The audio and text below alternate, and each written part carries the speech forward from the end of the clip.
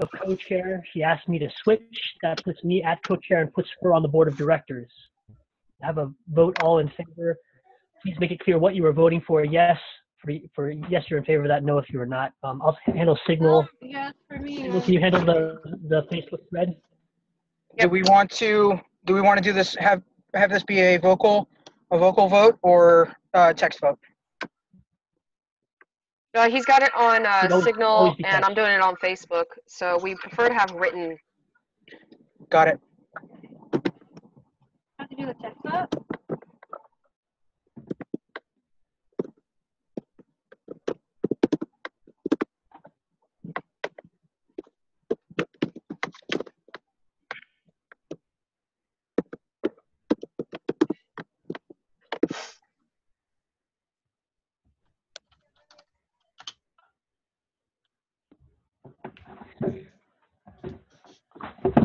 Okay, and then those last 10 minutes. So what was the other thing we needed to actually do that was kind of paperworky? We needed to, I can't remember what it was. Anybody got that? Paperwork for which part? Because there were lots of paperworks. Sorry.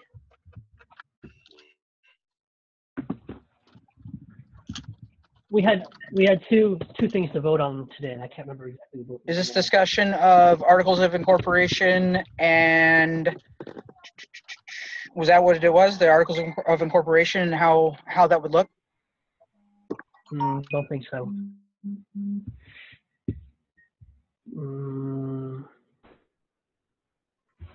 Yeah, I even have a running agenda, but I didn't. Rhonda's stuff is getting all wonky again. Okay.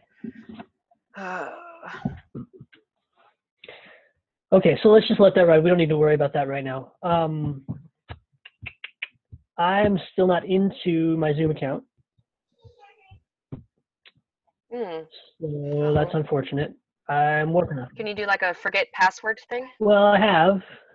Oh. And I don't see it anywhere. Oh, well. Okay. Did it go to spam, maybe? Yeah, that's a good idea. Didn't do that yet.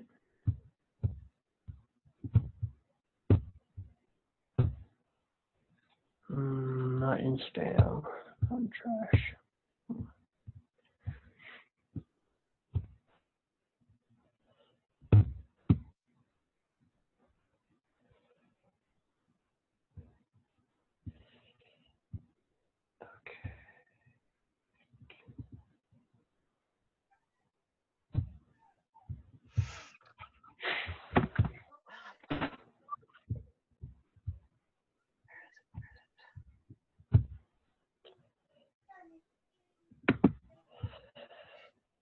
Has Rhonda's connection been pretty spotty?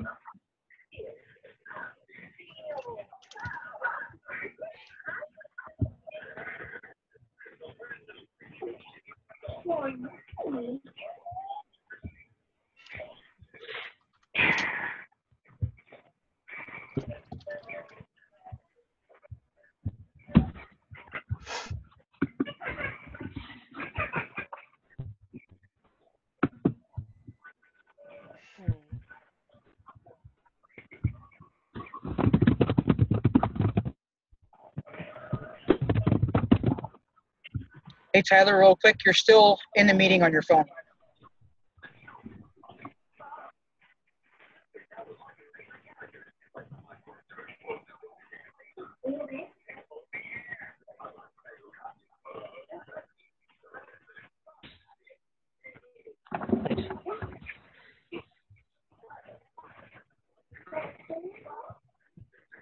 Okay. Rhonda, we need to check your mic. I know if you're having connectivity issues, we might want to refrain from having you be the lead off.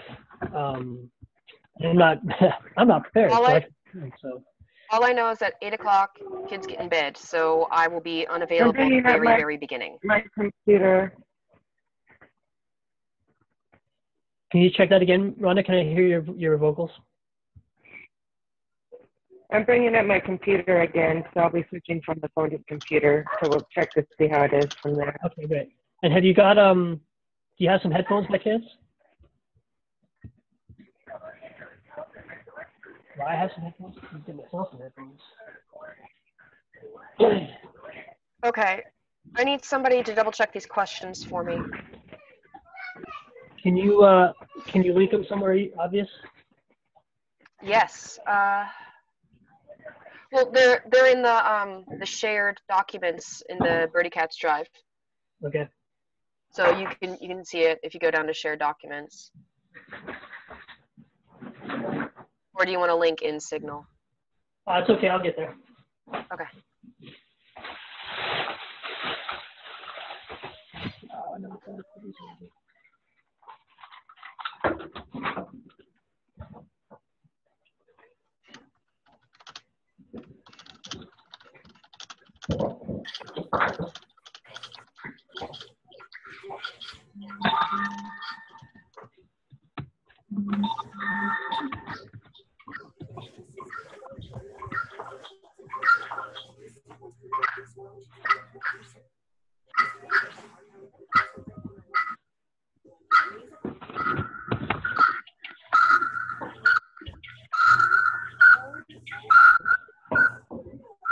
Don't forget your mute buttons, please.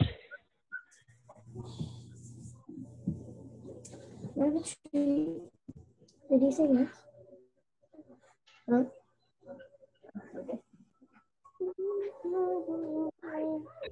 Okay, so Kayla, you want help with questions? I would like to encourage a lot of availability for questions from the floor, and I don't know I don't think I'm just gonna how we. That's we're going to have be, to manage. I think time-wise, what we're looking at, if I remember the conversation correctly, is for about the first half hour, 45 minutes, will be questions from us, and then the last, hour, 45 minutes to an hour will be questions coming from the general public. Am I correct there, Rhonda?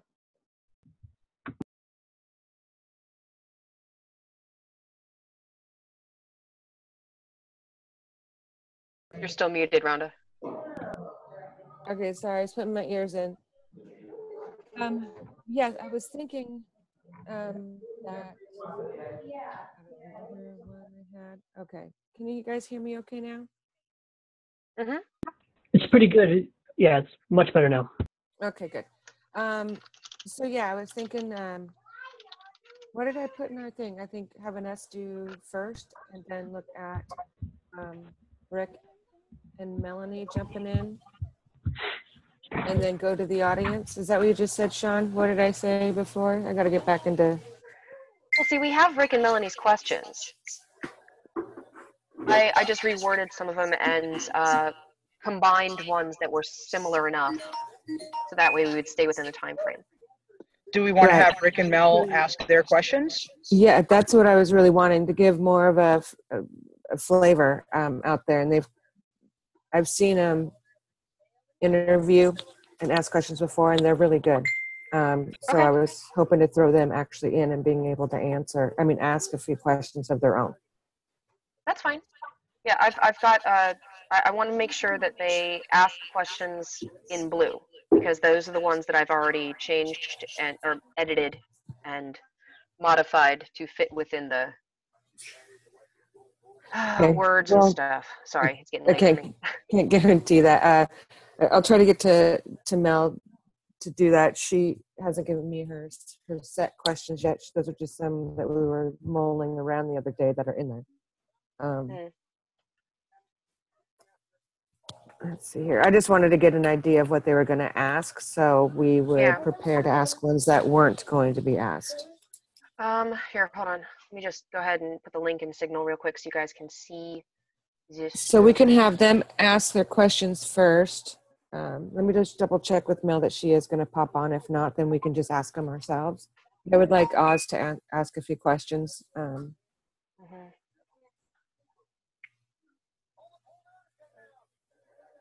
Can they ask theirs at the end, Or do we want to include them as moderators from the beginning? Because like I said, I won't be here at exactly 8 o'clock. I've got to get the kids in bed. I'll be joining a little bit after. It's probably about 8:30 Okay, we can is get when them. I'll end up popping in. Okay, we can get them to ask theirs first. That way you can jump in and do yours after. Let me get...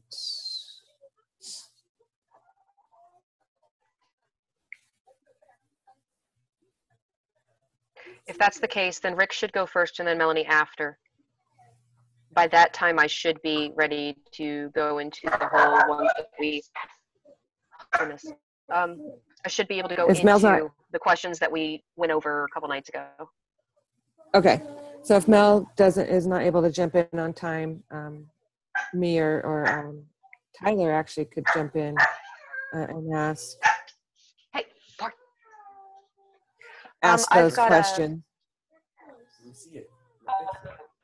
Like I said, they've already been reworded, so you don't really have to worry about anything extra on that. It should be, none of them are leading.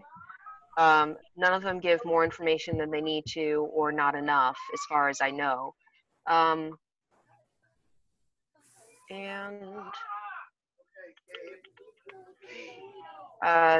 they're grammatically correct. So, Beautiful. I'm bringing that up should now. work. Awesome. Yeah, The mic- everything in blue is good to go. Okay, so if Mel doesn't come in, we can handle that part of it for sure, and then leave the part for you and Sean to go back and forth, right? To do your questioning. Yeah. Okay. Oh yeah, they're looking good. Now, Rick, do you have? Okay, so we should get a mic check on everybody in the room. Rhonda, just beware your audio has been a little shaky, so we need to keep mindful that that's something we may need to deal with as we provide. Go ahead, Rick. Give us. Is Rick on? Oz, you got a mic check for us? Testing. 1, 2, 3, Oh, 4. Testing. there you 1, are. 2, 3, 4. You're good. You're a little quiet, but we got you. Peter, can we get a mic check from you? Welcome, by the way. Right here. Yeah, but we need to figure out. Let me just hang out here by the car. Let me go in and figure out what room we're in, so we can figure out what. Sean, Yeah. mute, please. Sorry, hon. Sorry. I see we got Peter here. Peter, can you check your microphone for us? He's frozen. He may not actually be here. Amy, are you going to want to talk? Do you want to take a mic check as well? Can't hear you, Amy. Remind everybody that it's... Yeah, I mean, we got no audio for you as of yet. Do not appear to be muted. There should be an option to Remind call in via an audio device, or you can actually call in using a phone number.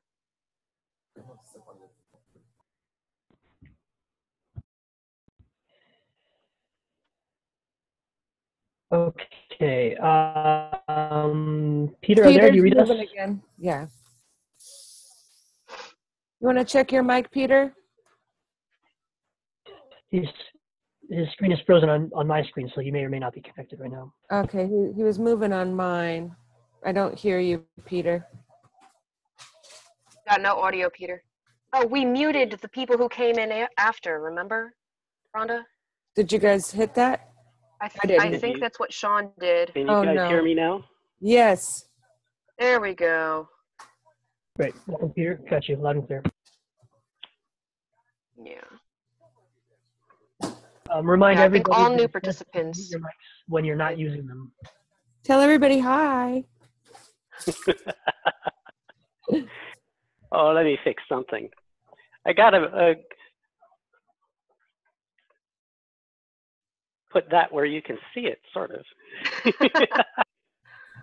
Oh, there you go. Yep. Now, did we just... We're not going to be able to expand out tonight, is that correct? I'm working on it, I but could. Worst case scenario. I don't know.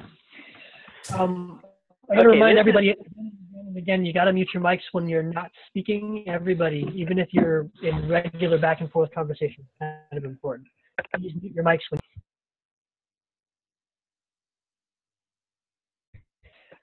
Okay, so Adrian, I see you there. If you're going to want to talk, can we get a mic check from you? It's fine either way. And Amy, if you need help troubleshooting and you wish to speak, then please text to me in the text box so that we can help you out.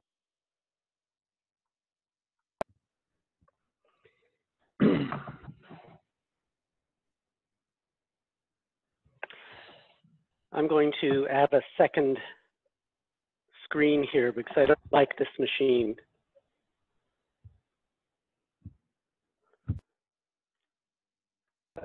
Whoever that is, beware if you have two units in the same room, feedback is a very strong possibility. You want to make sure that one or both that both are usually muted, but one is always muted on the microphone.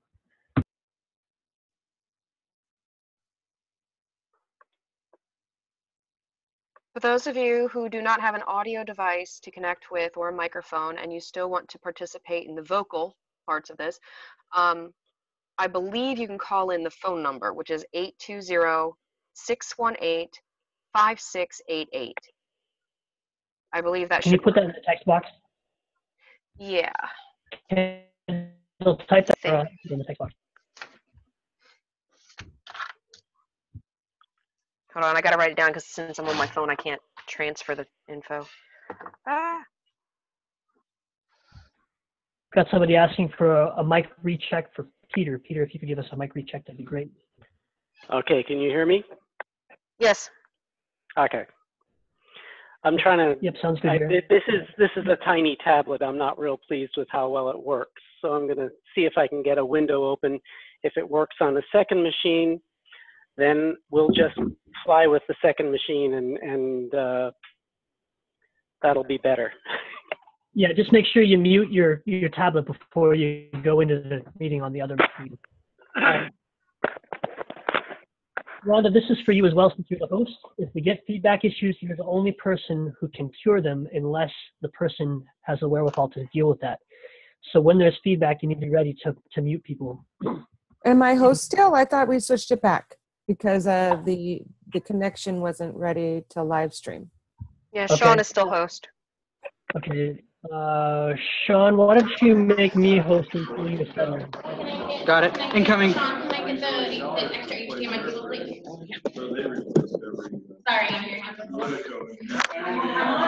Sean, mute. Sorry, guys. Give me 1 sec. Adventures in cyberspace. All right. And Rhonda, you're going to take the kickoff, and you're going to do the introduction as well. You're going to introduce Peter and Dorothy when we hit the 8 o'clock and everybody's on. Sure. I thought Kendall was jumping in to do that.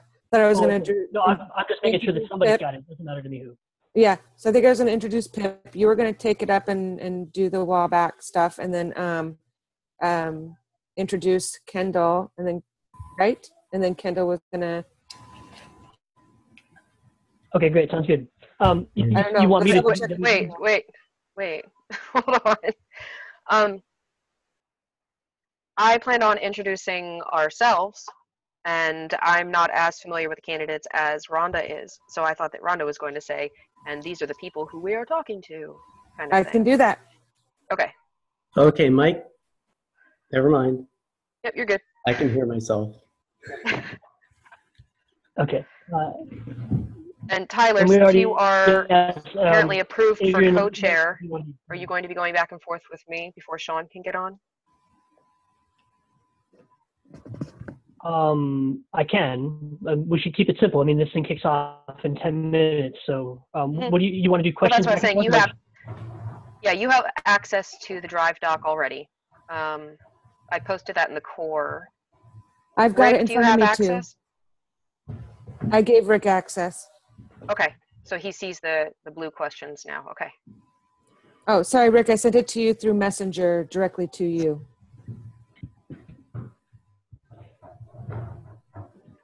I just need to jump in real quick. Is my mic better now?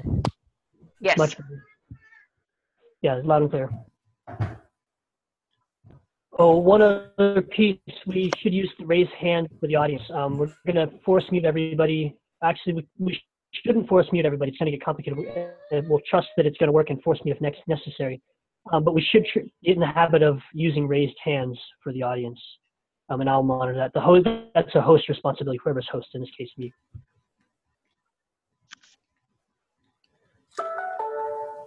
Okay, now I'm not getting audio on my end.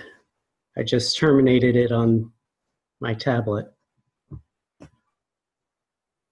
So you cannot hear us right now, Peter? So let me unterminate it. Can you hear us now? Maybe he didn't hit the audio spot that comes up to pick which one he wants to do. No, because we can hear him, so I think you can switch the camera on here. Interesting. Okay. Sorry, that was my side.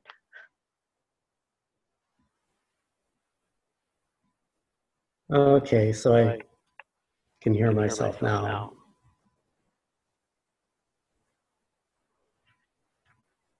Make sure you have at least one muted, and both, when you're not speaking, both should be muted. There's a significant echo on your end right now.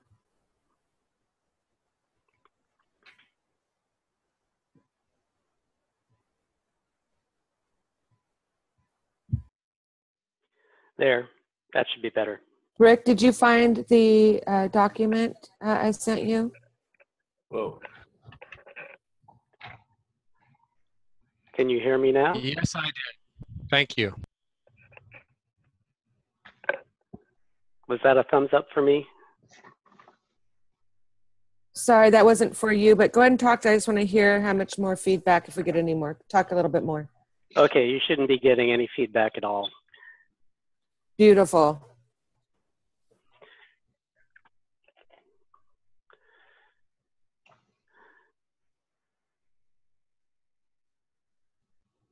I'm just going to keep that guy over there in case there's a problem with audio or whatever. I don't want to run into what I ran into last time, and having two devices just makes sense. Right. Next time, maybe we'll look at getting a spot that has really good reception and have everybody there. So it can free throw a little bit better, flow. Rick, how do you pronounce your last name?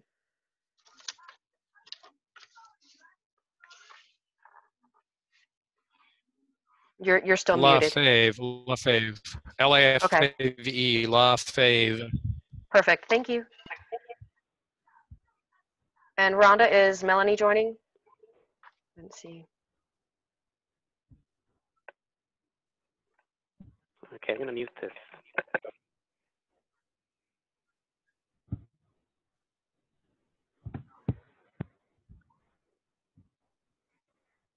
Can you guys still hear me now?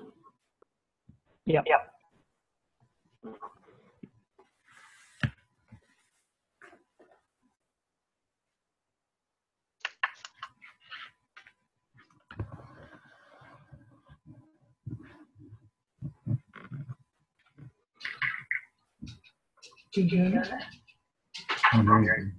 Hey there, Pete.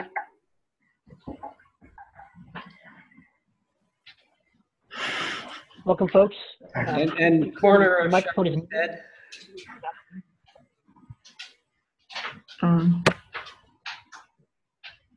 So as people come on, if you can go ahead and just mute your microphones. We will be, when it's time to get ready to do some questions, we will ask you guys to raise your hand. There was a way to test it. So everybody mute if you're not talking right now. Okay, now I'm on the second device. I just want to do one last mic check. Am I okay on the second device? Awesome. I'm gonna mute myself so you don't have to listen to me.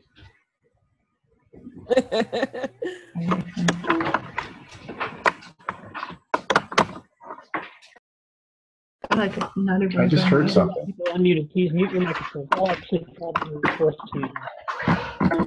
It looks like I'm not going to plug in on the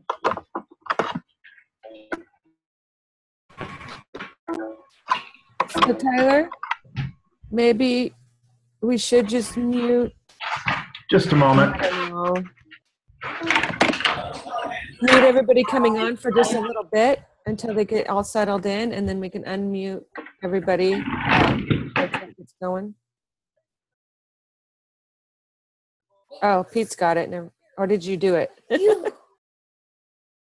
That was me. I think they're still troubleshooting their audio. Pete, if you can hear me, I've muted your microphone. So if you're troubleshooting outgoing audio, that's the issue. Where's the upgrade option standing? We got 5 minutes counting down.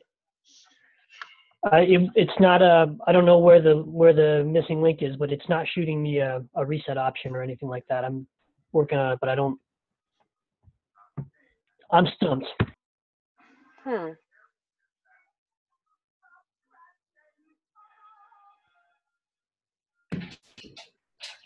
Quick question. Can I have the floor for one moment?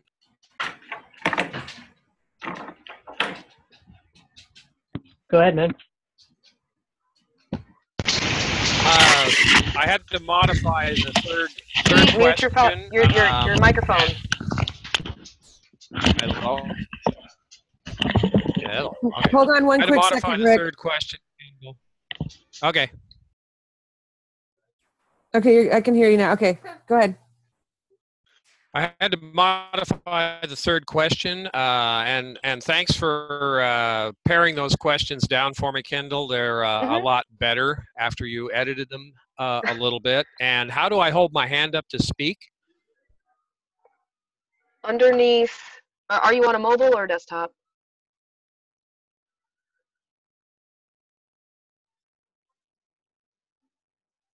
Okay, there should be an option underneath participants to raise hand.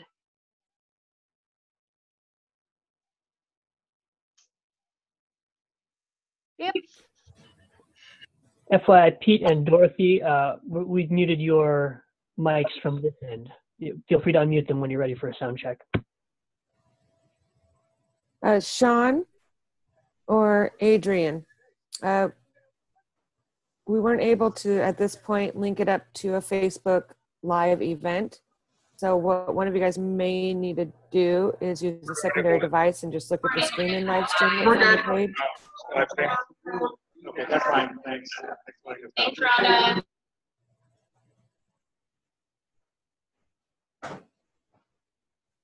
Hey, Tam. Hey, how you doing? Good, glad to see you on here. We should be getting ready to go in a few minutes. We're still waiting on Dorothy. If everybody didn't hear so far, to raise your hand, you go to the participants and hit that. And you'll see a raise. Not like our usual chat? Exactly. Okay, hold on. It's on my phone and I'm driving. If you're on a mobile, I see it. Down at the bottom it says more, and you tap on more. There's 3 little dots on mobile, and raise hand will be the option there. Cool. It actually says participants. Yeah. What? This one chick was driving. Okay, cool. I'll just mute. What time is it starting? At 8? 8. Okay.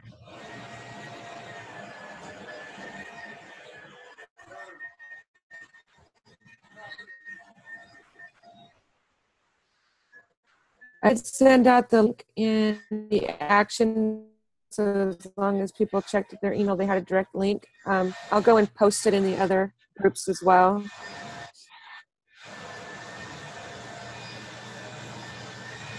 There's a lot of background noise in somebody's feed. Figure out who that is.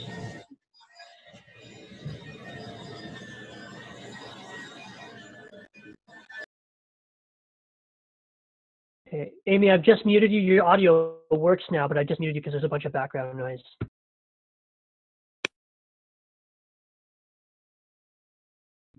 Feel free to unmute for mic check. Dorothy, if I can hear you, I see that you're on and I see that your mic is live, but I don't hear anything yet. I have a mute on my headphones, so I just unmuted it. Can you hear me now? Yep, loud and clear.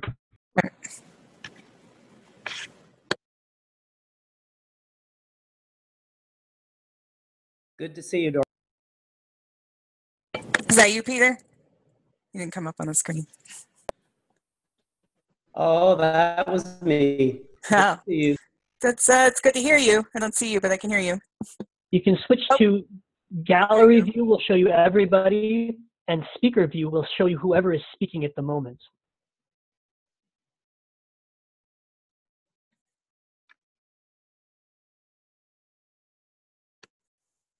All right, I think it's on speak. Just hit I did see him. Okay, well, it's 8 o'clock on the button. I think we're ready to rock. If anybody has any questions or sound checks, now would be the time. Otherwise, we will allow this to get going in a couple of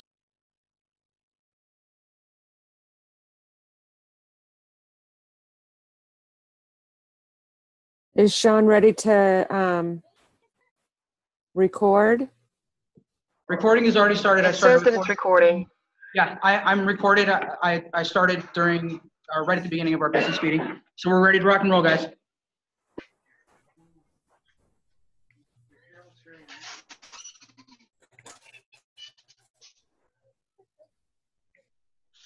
Okay, well, I guess I will go ahead and kick this off and introduce myself.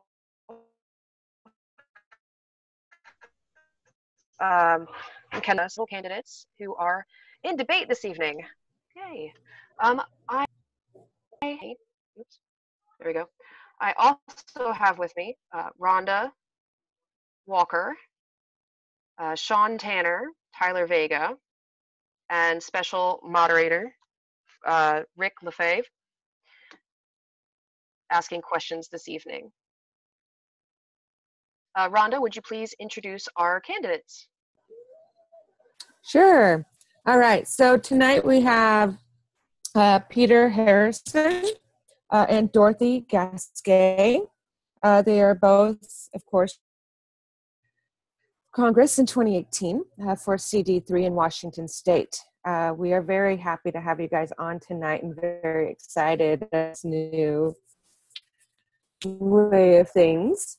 We want to say hello.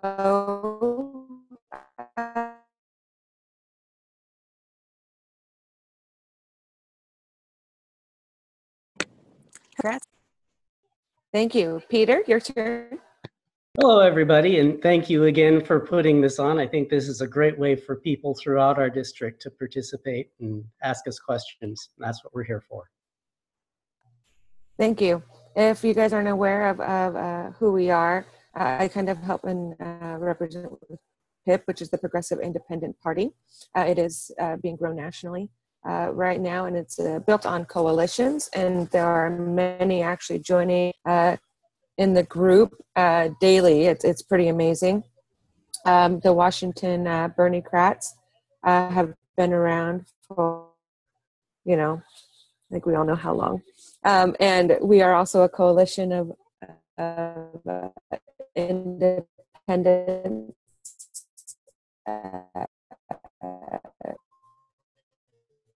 progressive Democrat, beating out the two-party duopoly.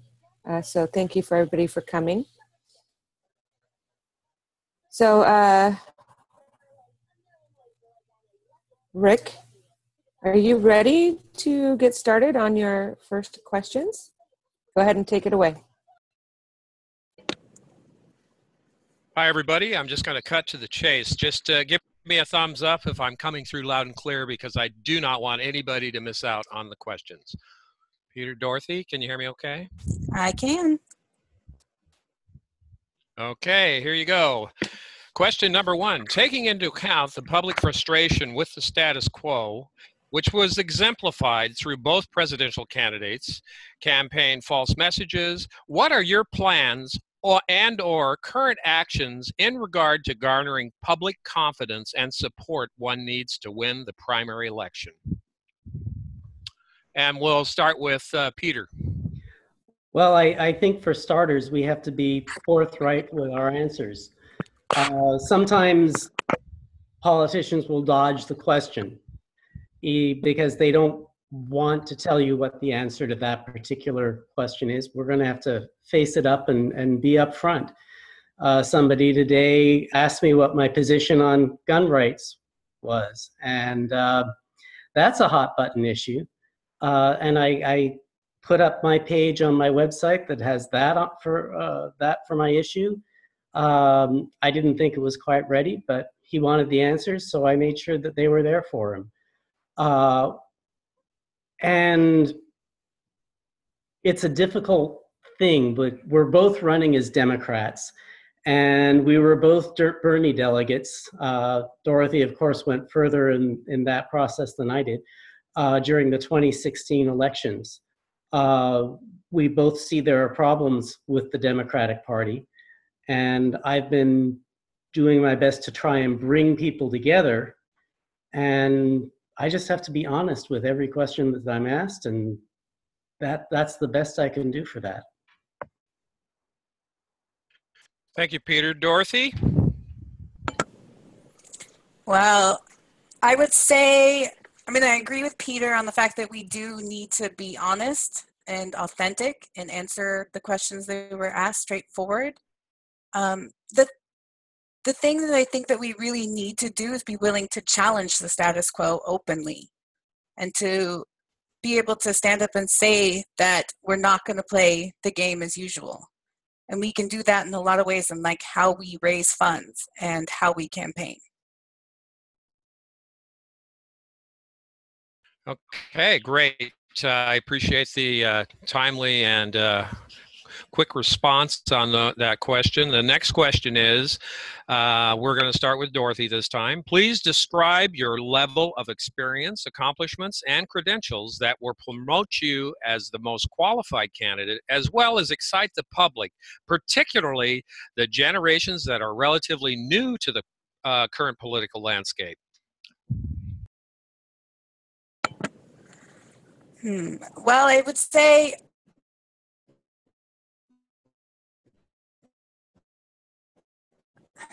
where this particular realm of politics is that I have experienced the dark side of the government, through being a combat veteran and through my experiences with organizing for the Bernie Sanders campaign and then going all the way through to the convention and seeing the federal government, the media, and the Democratic Party colluding to create a message that's not truth. And so I will be taking that with me to know, as my friends joke, what it looks like behind the curtain. Thank you, Dorothy. Peter? Let me unmute my mic there. Dorothy has seen the dark side of the government from the point of view of the military. I've seen it from the point of view of a legal resident and immigrant from England. I've seen how the immigration department is very difficult to work with. So that's one dark side. But on the part of legislation, I've been digging through legislation for years. You'll notice that I'll often refer to bills that are sitting in the House or sometimes the Senate at this current moment. I'll have read them. I can discuss, for example, HR 676, the Medicare for All Act, and tell you what I think its strengths are and its weaknesses are. I can tell you what House Joint Resolution 48 is, and the list doesn't end there. I dig through legislation. I work to understand it. I've been doing that for quite some time. I've been in support of other candidates that have run for office over the years. In 2014, I worked and developed Bob Dingethal's issues platform that was available on his website, and actually still is available on his website. Worked with him on informing him about what was going on in Congress, doing opposition research with Jamie Herrera Butler, and have been an involved member of our political community for a while, looking at it from the outside. And I think that now we need somebody who understands how the process works to work from the inside to make it right again. Thank you, Peter. I want to just do a point of housekeeping here. If anybody's unfamiliar with the chat window in our Zoom meeting, please just go to the little chat icon on the bottom and bring it up so we can see some comments rolling up the side. The next question is going to be for Peter. Which news and information sources do you use regularly that may or may not influence you personally as well as politically? What other sources, such as politically based books, who do you consider a role model? Is there anyone in particular you would want on your team of advisors that would have a large influence on the creation and promotion of legislations? And please elaborate and try to keep it to 3 minutes. Thank you. Well, where do I get my news? In the morning when I get up, I'll usually take a look at our local paper. I'll go and take a quick look at the NPR and BBC websites. I very rarely look at CNN or Fox News or MSNBC. I don't. This should automatically appear once you join the Zoom meeting. To connect your video, simply select the video camera icon in the bottom left-hand corner of the Zoom meeting window.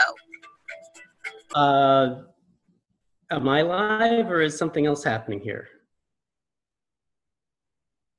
You're fine. That was something else. I think. Sorry, Peter. I think that somebody's mic just came in unmuted. So go ahead. Continue.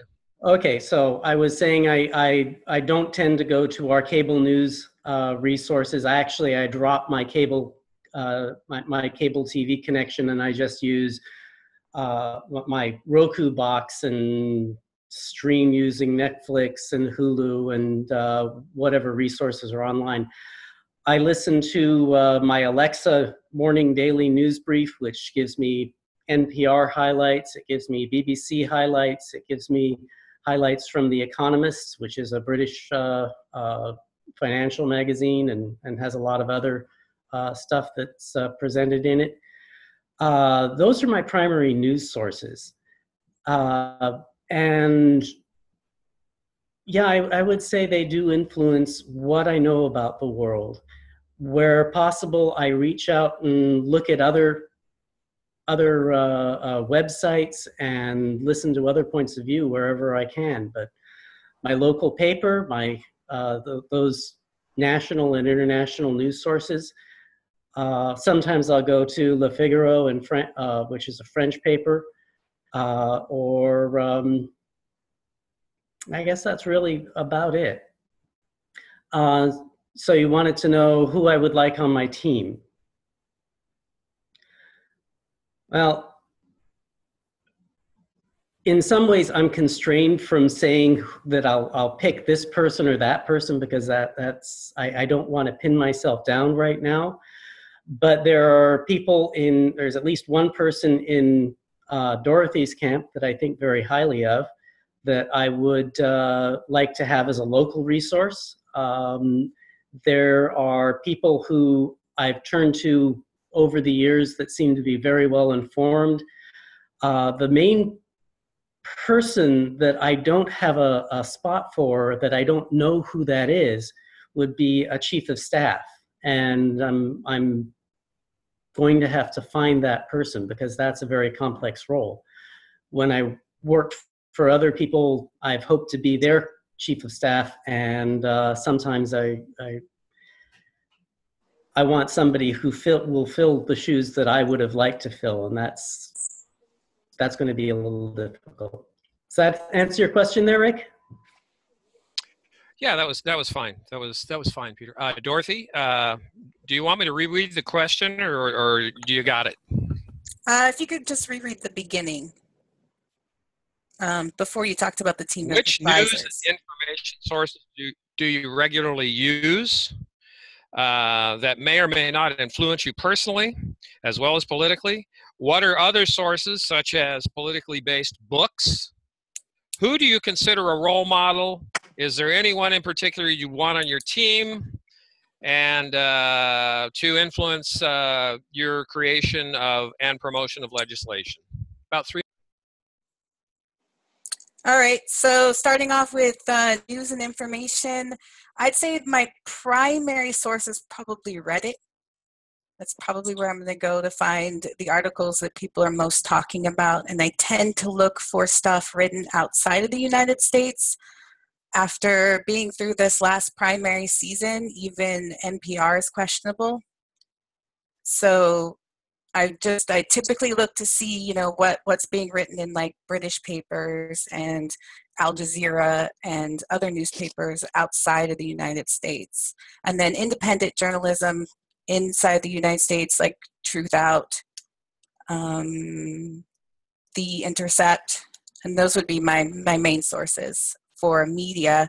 Some politically based books, I would say The People's History of the United States. It's good to get a historical perspective of previous progressive movements to really get an idea of how we push forward and succeed. We've been here before, so figuring out how we can win in this situation, I do tend to look towards history, and I really like Howard Zinn's work.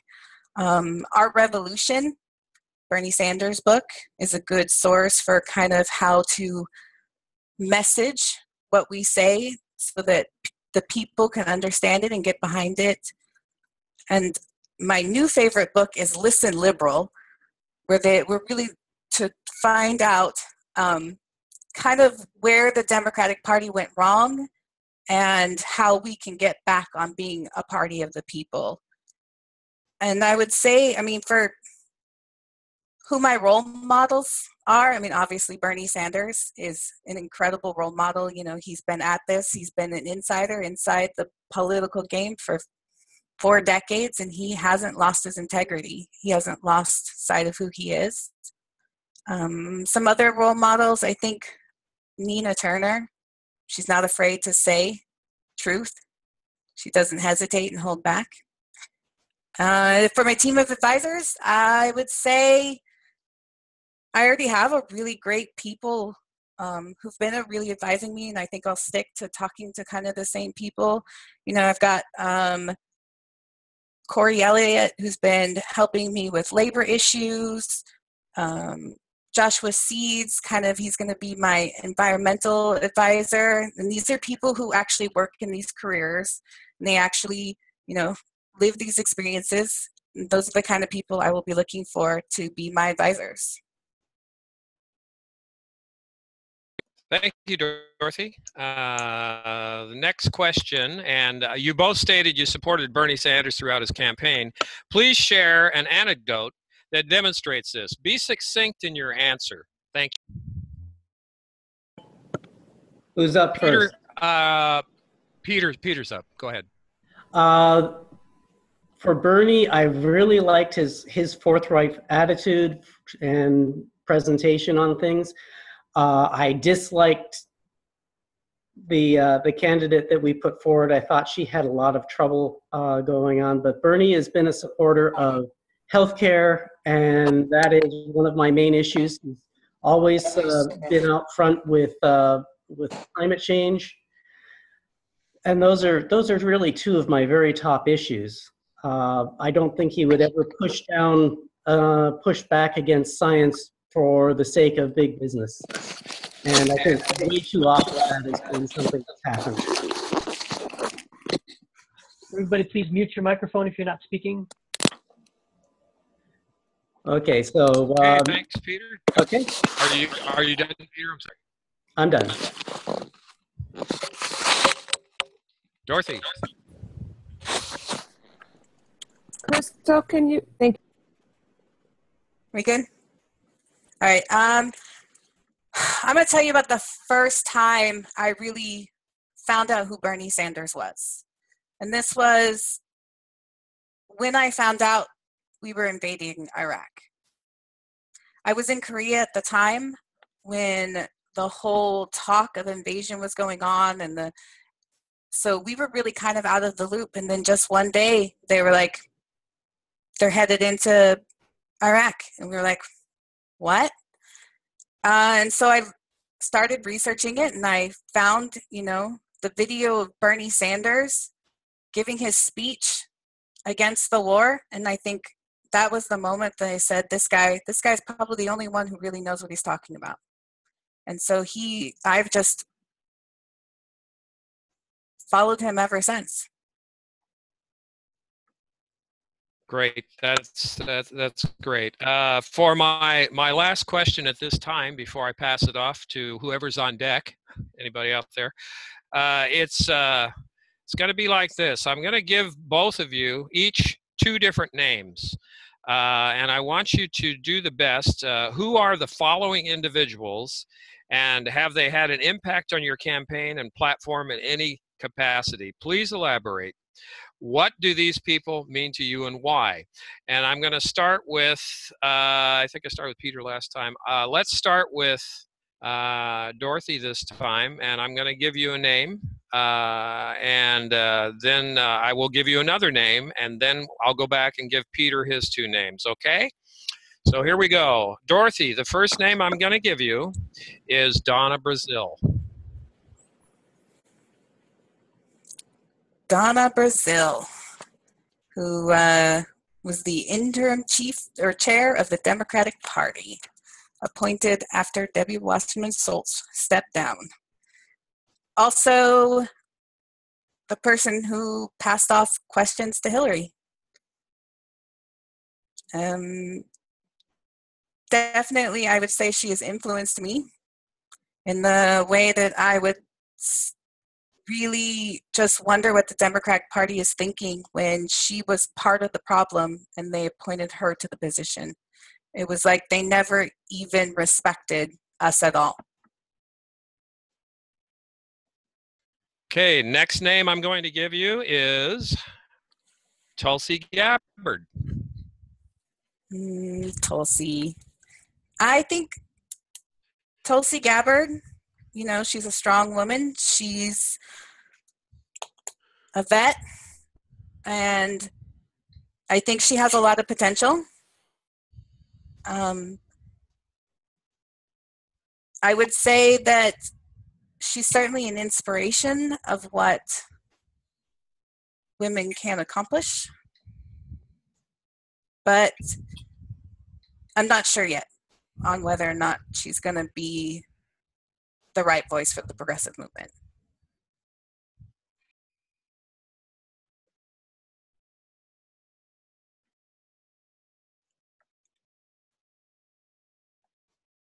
Oz? You're muted still, Oz.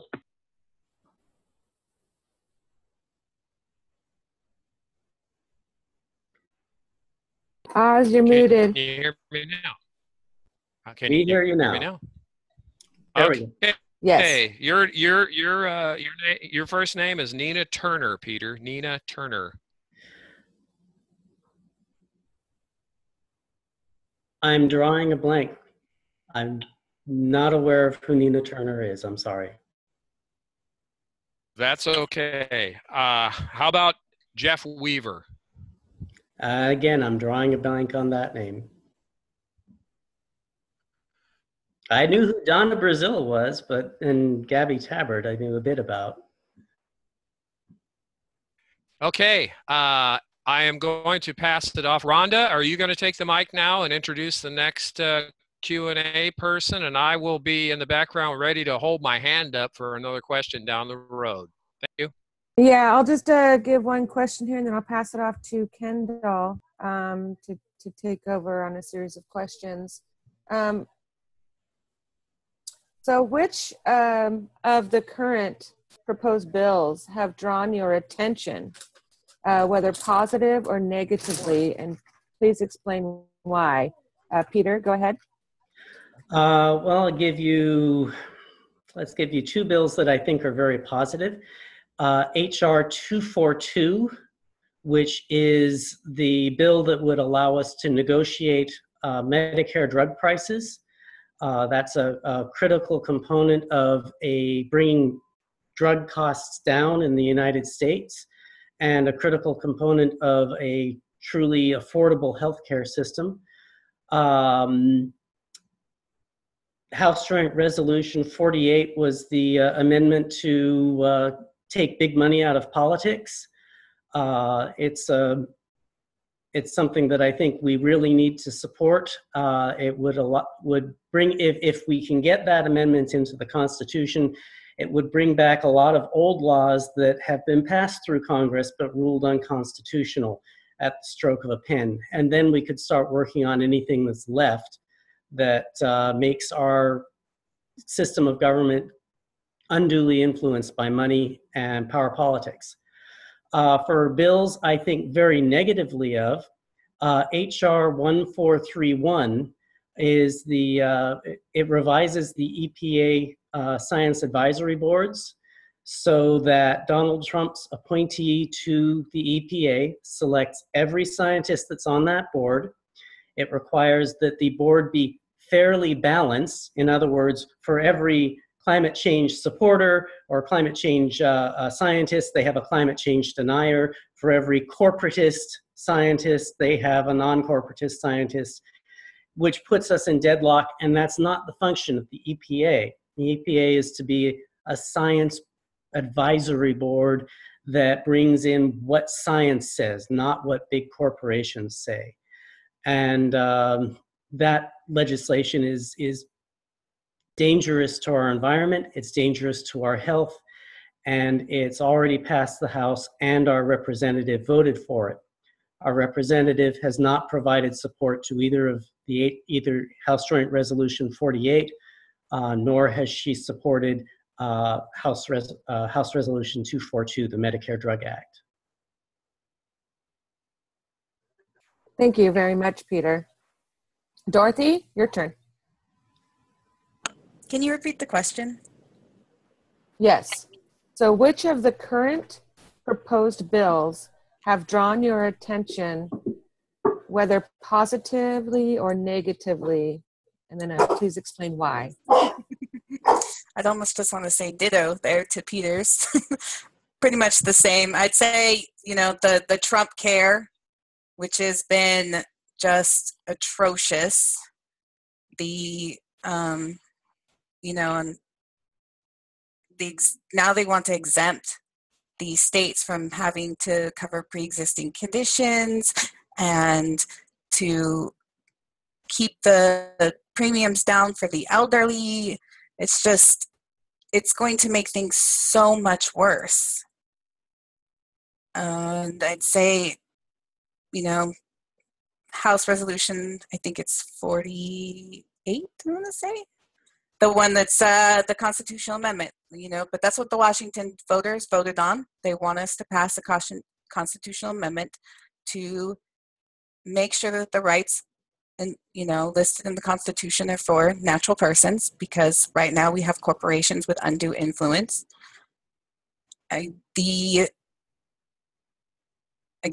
bill to strip the requirement that people be on the advisory board for scientists, just as Peter said, that one's pretty awful. The voucherization of public education, that program would never work. The only time they tried a nationwide voucher program, I think, was in Chile, and it was a total failure. And I think those are the ones that have really caught my eye recently. Thank you very much, you guys, for those answers.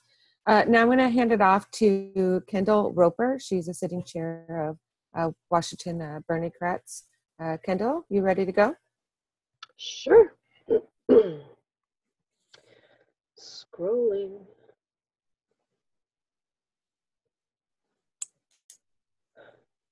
So that last answer covered so much, I think I lost my place on the document.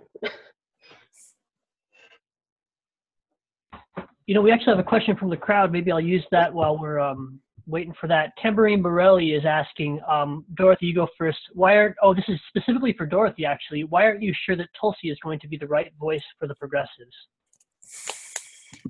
I think it's just that she's relatively young and new. She's still in the House. So, she doesn't really have the history that we can draw on to know that she's going to hold to populist message, and that she's going to be a good, consistent voice. I mean, it's just one of those things where we've been burned before. And so I kind of hesitate to put anybody forward who, you know, like Obama, doesn't really have the history of fighting against the system that we can see in order to know that they are walking the walk. Okay, fair enough. Kendall, you ready? Sure. How far did we get into healthcare yet? Not very far. All right. Well, do you actively help whole Washington and push single payer? Peter. Okay, I think that single payer is a direction that we really ought to go. It works in other countries very well. I like a lot of what goes on in Canada. It provides healthcare that's in the top 10. Currently, the United States is ranked anywhere between 32 and 37 in terms of its healthcare outcomes. The Canadian healthcare system worldwide, life expectancy for women is number 3 in the Canadian healthcare system. And it costs about $1 trillion less per year. If you were going to take what Canada spends on healthcare per capita and expand it out to the United States, we'd save $1 trillion a year, $3,000 per person for everybody in America if we adopted that single payer system. That said, there are things that Canada does that we also have to implement to make that system work. The HR 242 is the Medicare drug price negotiation is one.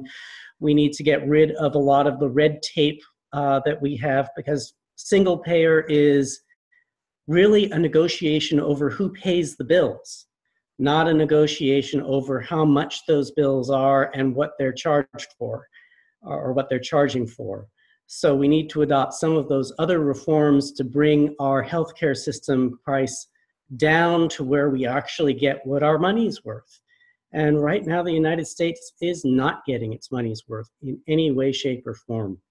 Well, that leads directly into the next part of this question, where we ask, is the Patient Protection and Affordable Care Act, or Obamacare, good for America? And explain your answer further. It's one step in a positive direction. The system we had did not have as many protections to make sure that people who have pre-existing conditions, for example, could get the health care they need.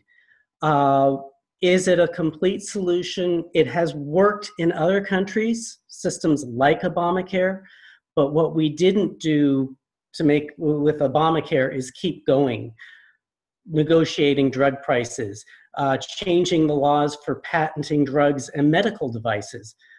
There's no reason why a titanium screw that you use in fixing a fracture should cost several hundreds or several thousands of dollars. And there's no reason why it should cost several $1,000s at that hospital, but several $100s over there when they cost about $40 in Canada. We need to fix several laws that have been enacted that make healthcare inefficient. Our doctors in the United States spend more than half their time doing paperwork instead of caring for patients. That's more than twice what they spend on paperwork in Canada. And sending a doctor who has a medical school education and dedicating half of his time or more to filling in insurance forms and paperwork is a waste of their talent, the money invested in their education, and opportunities for other patients to get treatment.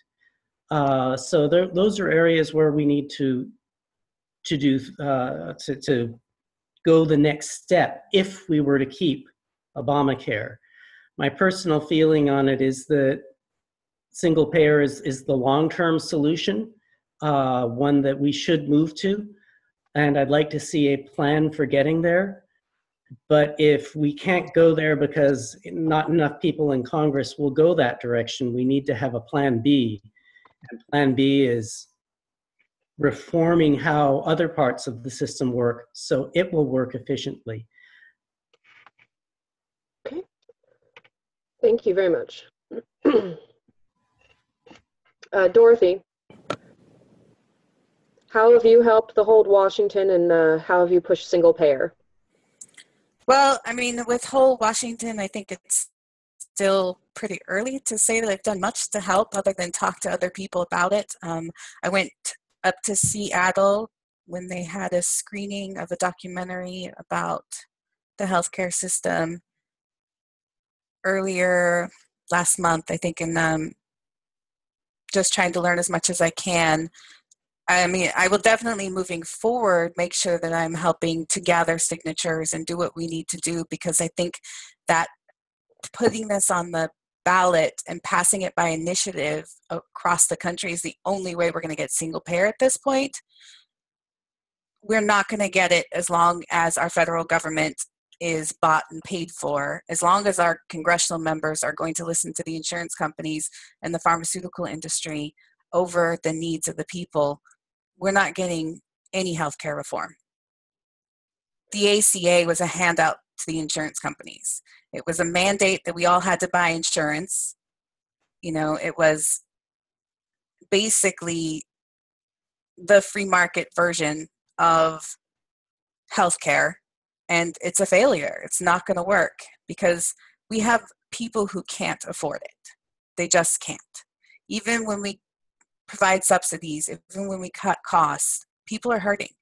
They're hurting across this country because we don't have a living wage as our base wage. So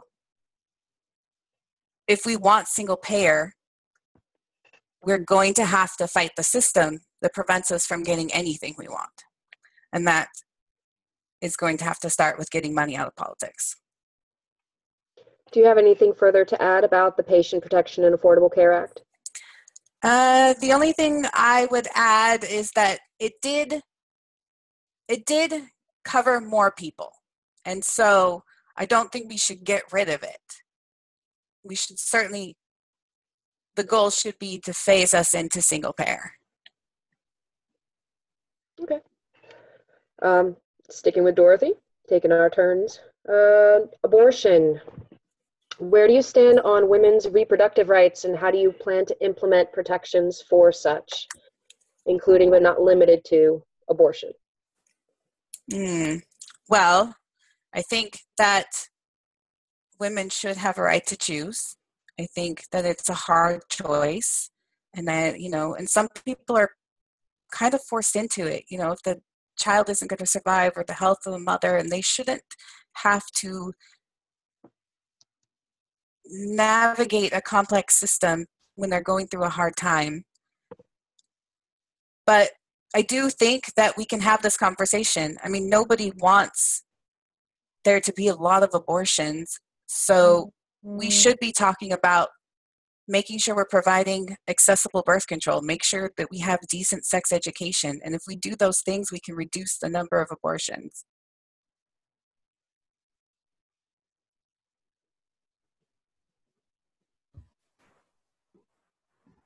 Kendall?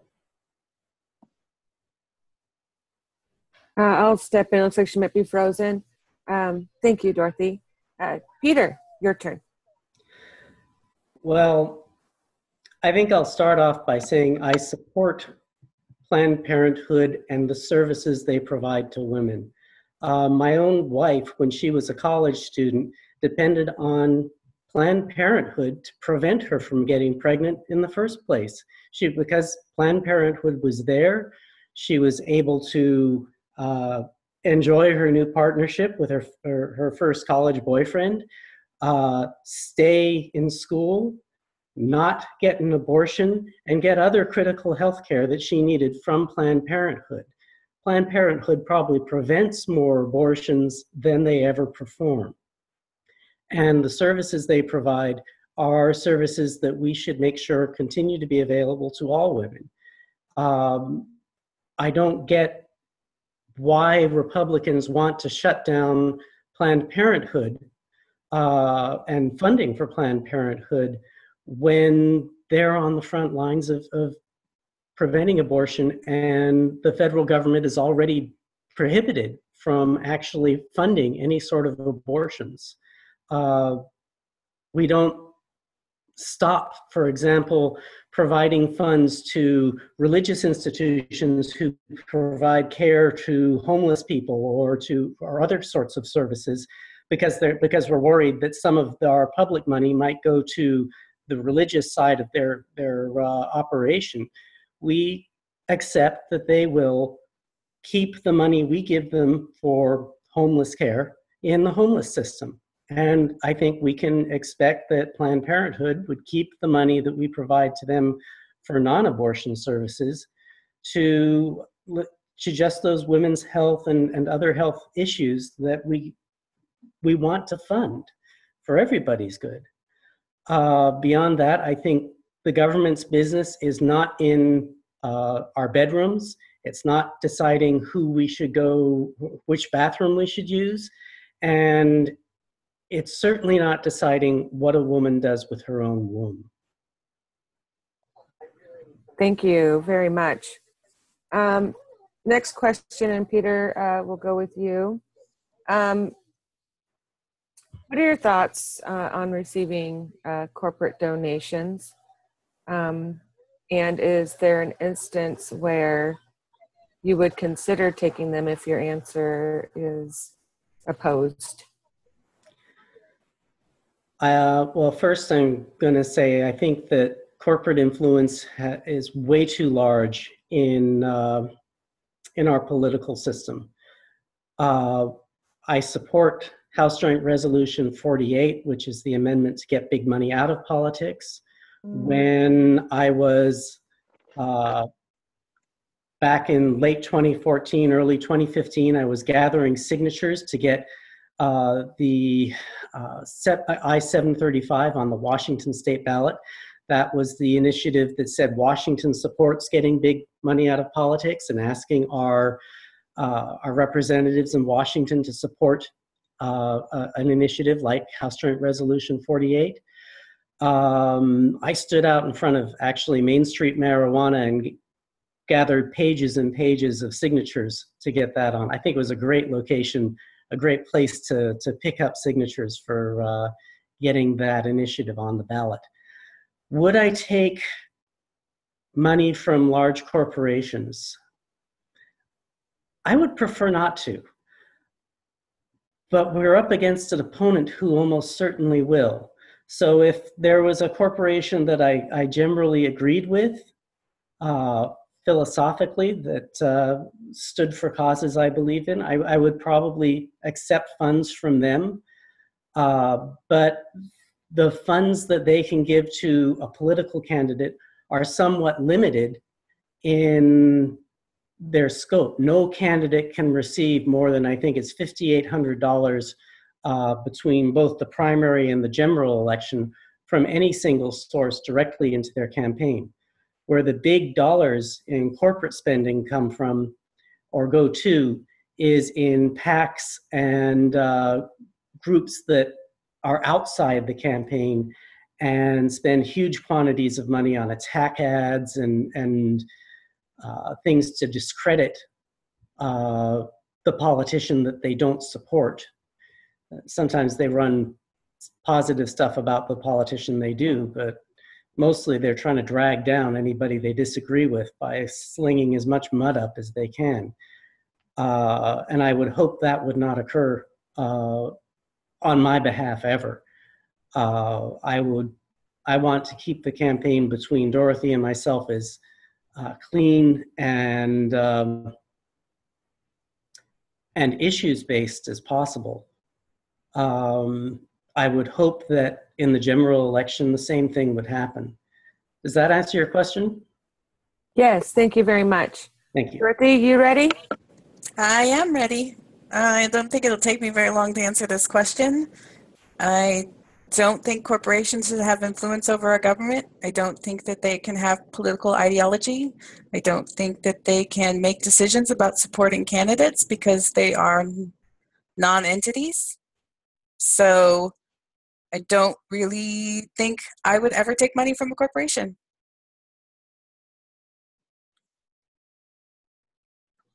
That was short and sweet. Okay. Thank you. Kendall, are you back now? Yeah, I had a short connectivity issue. Sorry. It's okay. Staying with the whole financial aspect there, with should religious organizations continue to benefit from tax-exempt status? Please elaborate.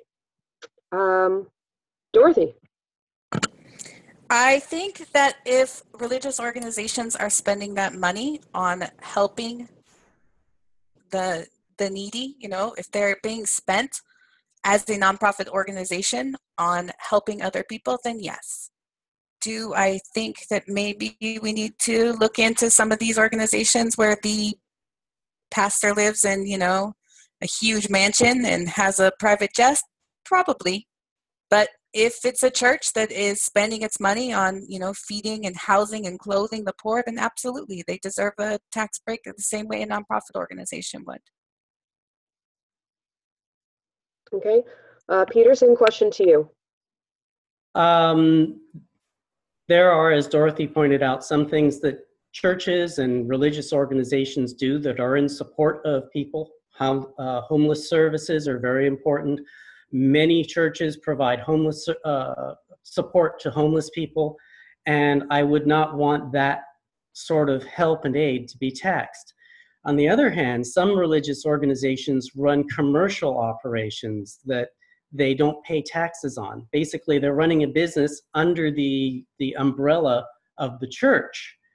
And what they're doing is they're competing with companies that have to pay taxes at the normal rate and getting an unfair advantage over those organizations and preventing other players from allowing their businesses to work well.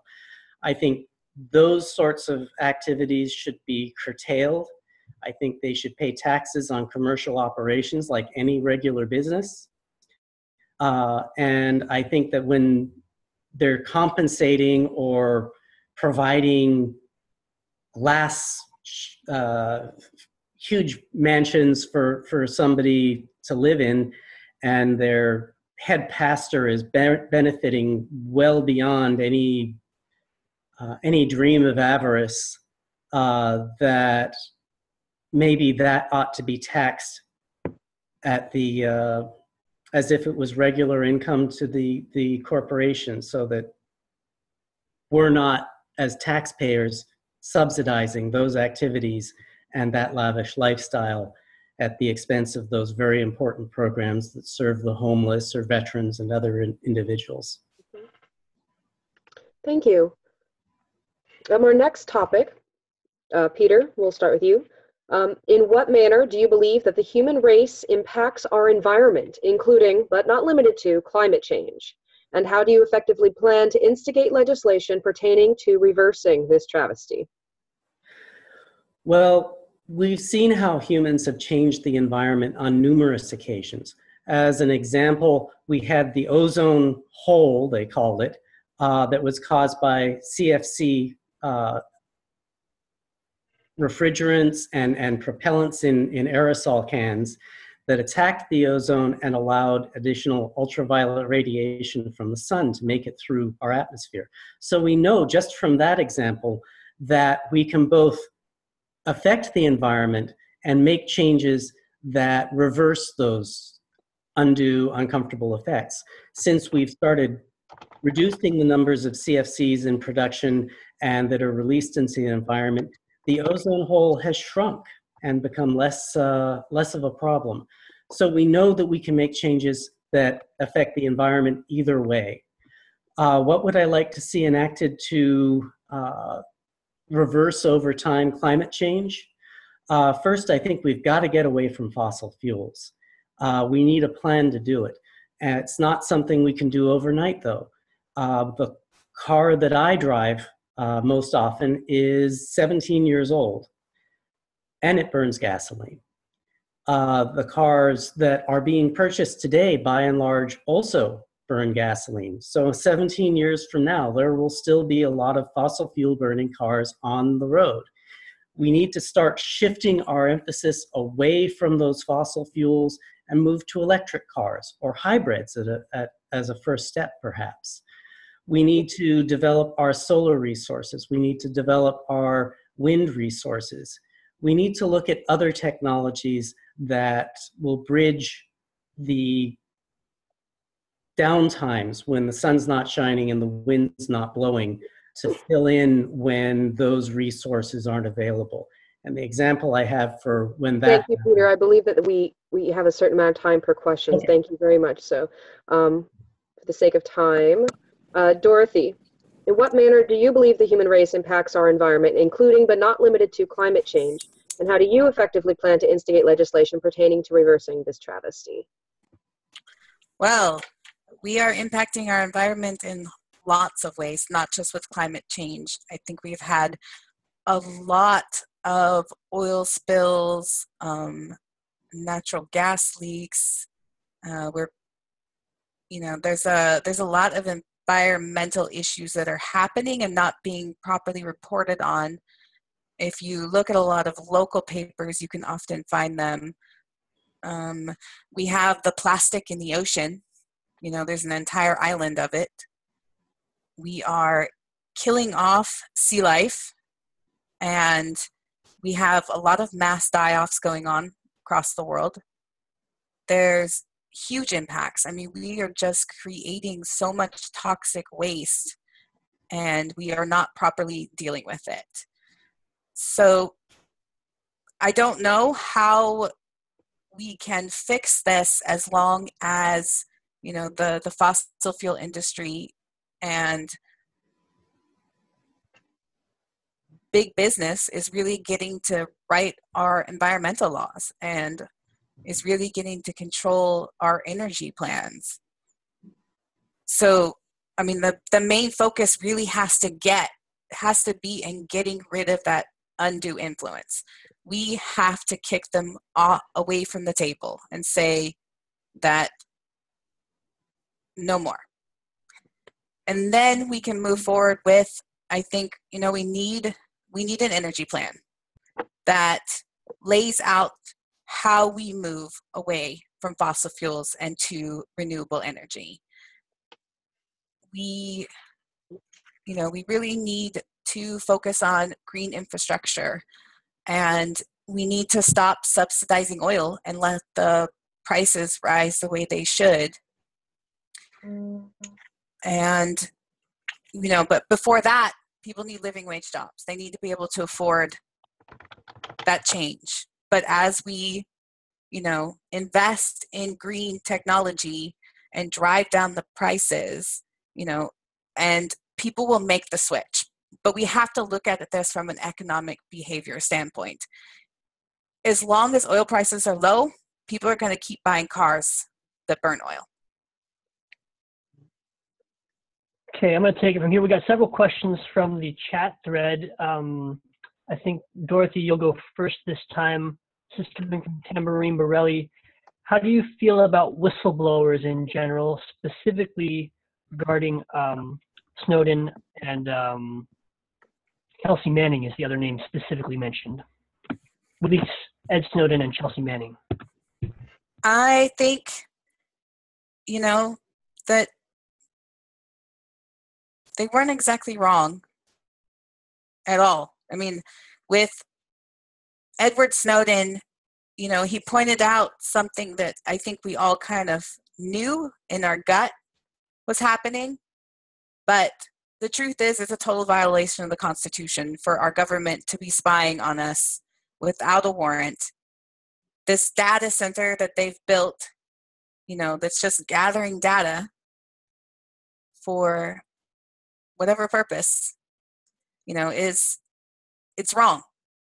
And so I support Snowden.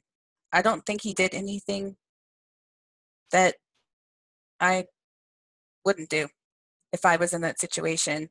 And I think with Chelsea Manning, I think she didn't quite go about and releasing the information properly. Just dumping it with the cables, the diplomatic cables, when there were people's names that could be harmed, is a problem. But can definitely see what would have driven her to want to share that information. And so I think she has certainly served her time, and I will be happy to see her released. And that's kind of, I think, whistleblowers are important. And when they are pointing out something wrong, they should definitely be protected. But they also need to make sure that when they're releasing that information, they're not harming people in the process. Thanks. Peter? I have to start off by saying when our government is working against the people, we must support the people who stand up and let us know that that's happening. I think that perhaps, as Dorothy pointed out, Chelsea Manning did not do it she should have scrubbed some of the names from the cables. Maybe she should have restricted some of the things she released.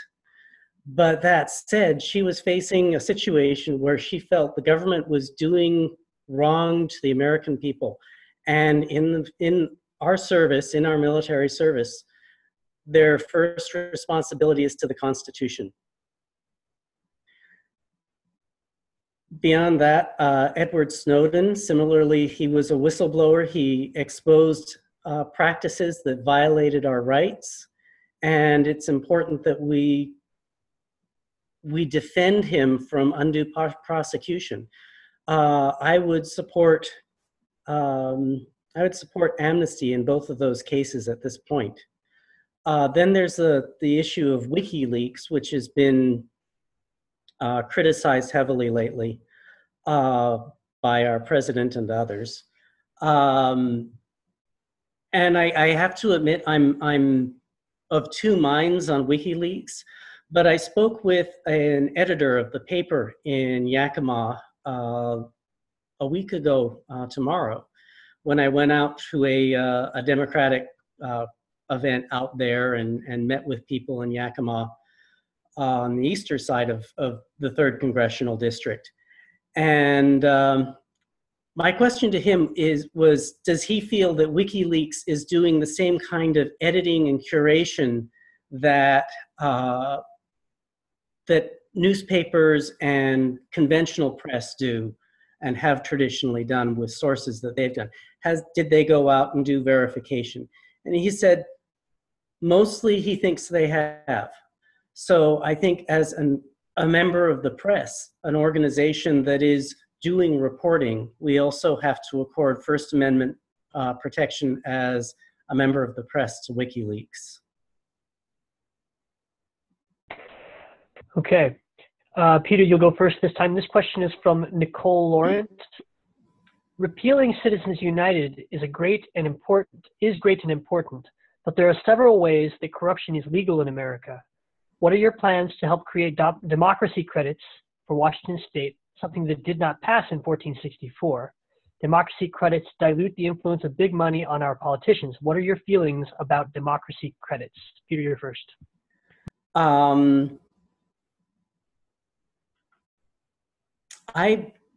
The idea of democracy credits is that everybody gets a set amount of money that they can put forward to other candidates, to candidates. And it's a step towards publicly funded elections.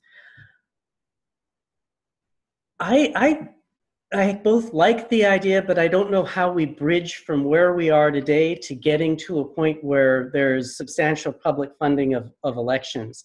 I think the first thing we have to do is get the big money influences out of elections, stop treating corporations as people and money as speech. Corporations are not people. Money is not speech. But that's what the Supreme Court Citizens United decision said.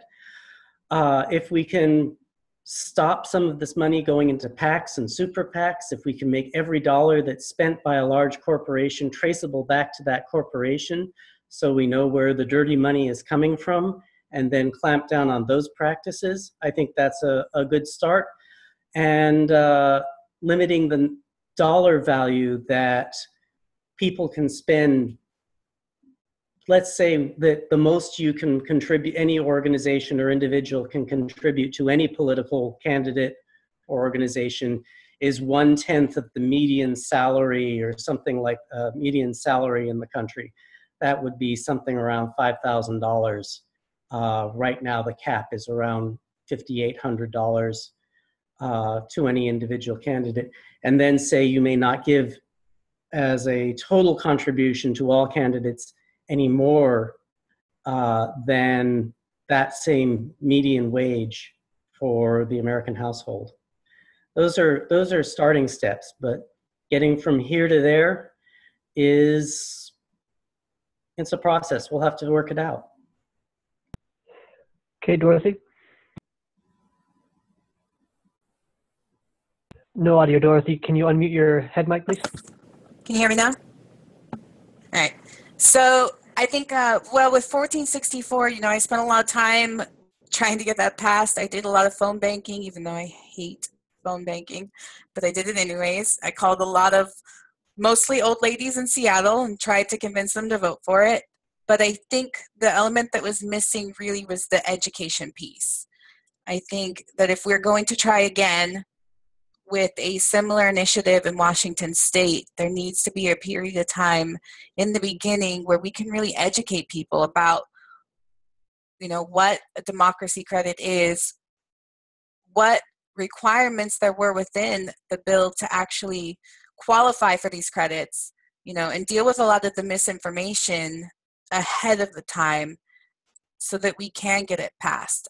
I think it's a matter of talking to people about what they're getting.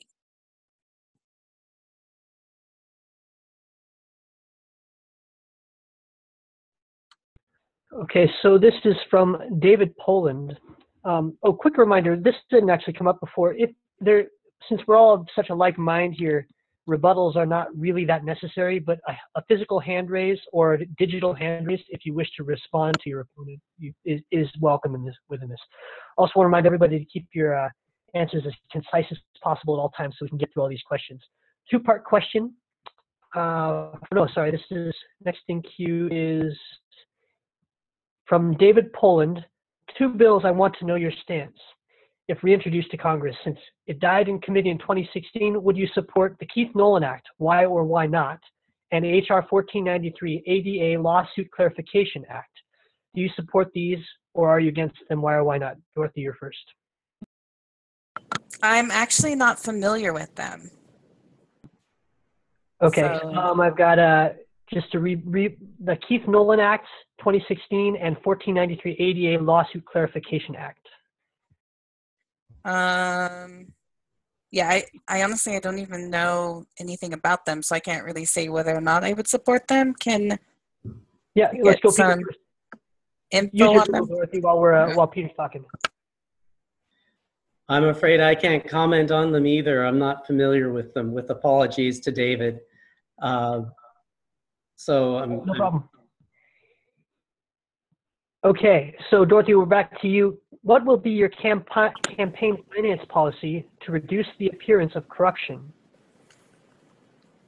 Are you talking about like in government, in like once I'm elected, or in my own campaign finance? The question doesn't specify. Adrian, if you can get a specification to Kevin, that would be helpful.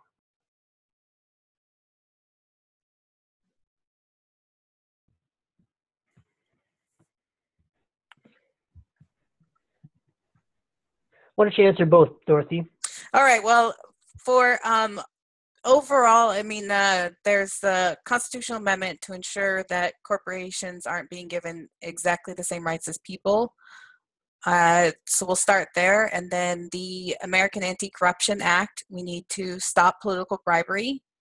We need to create transparency, so end the secret money. And we need to fix our broken election systems. And I think, once we create a government in which, the people have the power, we can deal with campaign finance and hopefully move to publicly funded elections. As far as my own campaign goes, I mean, we're we're trying to stay really committed to ensuring that the people that we are getting money from are, grassroots based. This is individual donors, and we're just looking to ensure that, nobody's going to give me money anyways because I'm not going to do anything for them. So, the people who are going to donate to my campaign are going to be the ones who want to see a strong, bold, progressive voice in Congress. Okay, thank you, Dorothy. Peter, could you, the question was, what will be your campaign finance policy? What will be your campaign finance policy to reduce the appearance of corruption? And to clarify specifically your campaign, this is not to do after you're elected.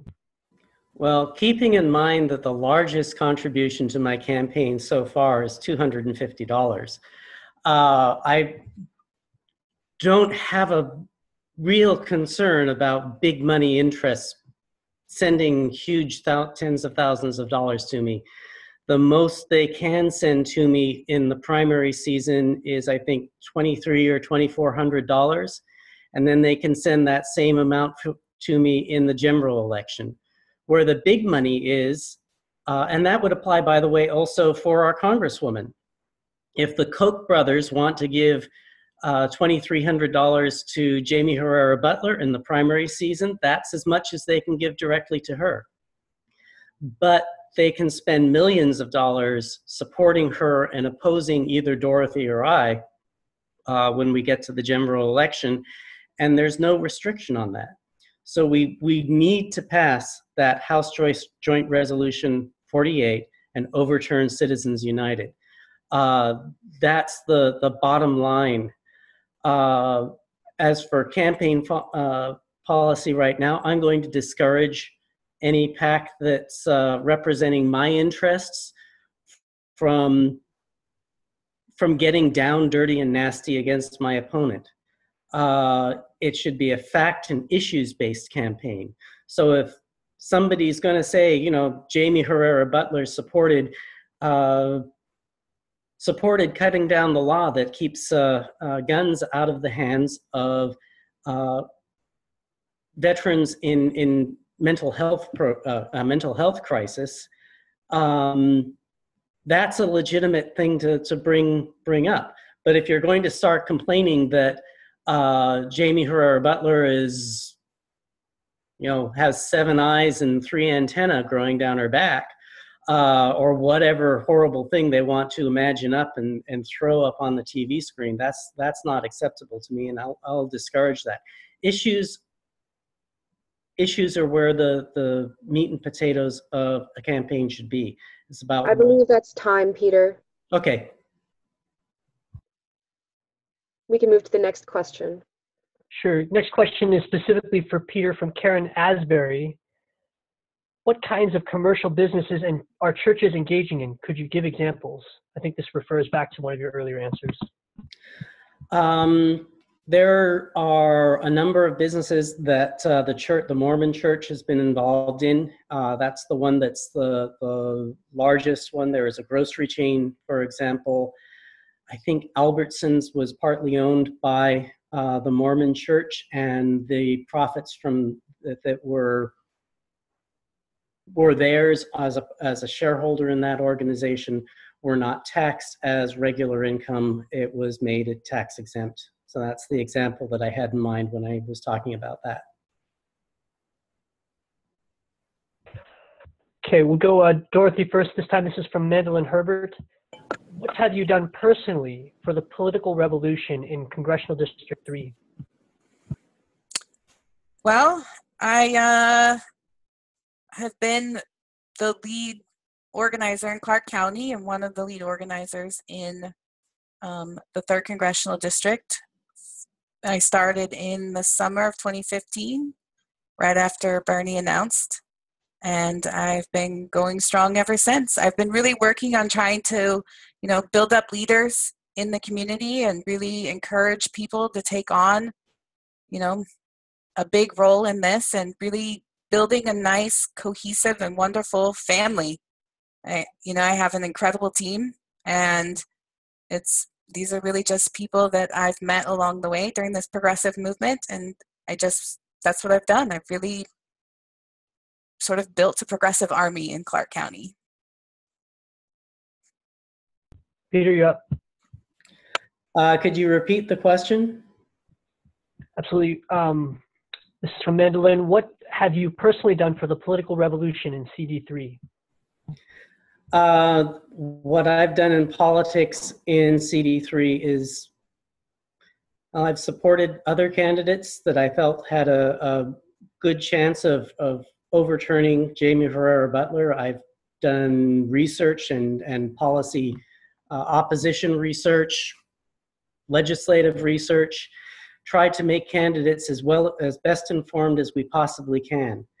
And I work to be informed for individuals in my district. I've been an active Red Cross first aid and CPR instructor. I've taught hundreds and hundreds of people how to perform CPR. I've saved a life using CPR in the beginning of 2014. I've volunteered my time as a chemistry educator at OMSI, working in their chemistry lab for about 3 years after I got my biology and chemistry degree, minor in chemistry degree, and done my best to support our community. I would also, as an aside, like to point out that this question was asked by Dorothy's campaign manager. Okay, noted. The next question, Peter, you lead off for this one as well. Tambourine Borelli is asking, two-part question. Do you think the Democratic Party should pass a bylaw that says they will endorse candidates that are in alignment with the party's platform, even if the candidate is not a Democrat? And the second part of this question, as a voter, would you vote for an independent over a Democrat if the independent represented your progressive values more? Peter, you're first. Okay. Well, I voted for candidates that were not on the Democratic ticket in the past when I thought they were the better candidate. So that will get that part of the question out right up front. I'm not about whose party you're in. I'm about what I think you will do for us as a country, for us as a county and a region of Southwest Washington, before I'm going to look at party affiliations.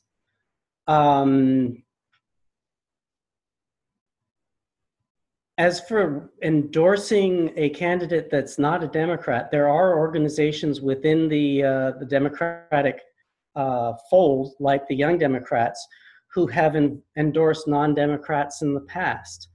I think that's really something that's left up to those organizations after the primary, at least, is completed. I think that would be an appropriate thing. Leading into the primary, I think it's a bit much to ask the Democratic Party to endorse somebody who's not part of their organization, because you have a lot of people who are involved in making the Democratic Party work. And if we're going to make the Democratic Party useful and helpful and productive for the progressive movement in the future, we need to support the goals of the progressives that have become part of that party again. And that's time. There. How much is my time? 2.5 minutes. Thank you. I would like to ask Sean Tanner to move on to a few other questions that we have lined up. Thanks, Kendall. I'd like to introduce Brian Yeager. He's going to go ahead and ask a question. I don't know if anyone can see me on this, but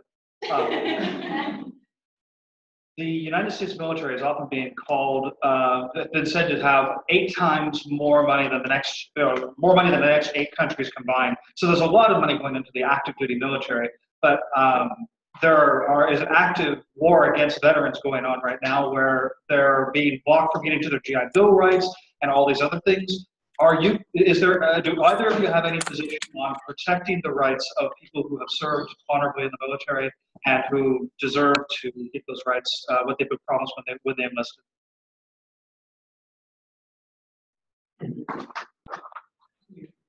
Peter, would you like to go first?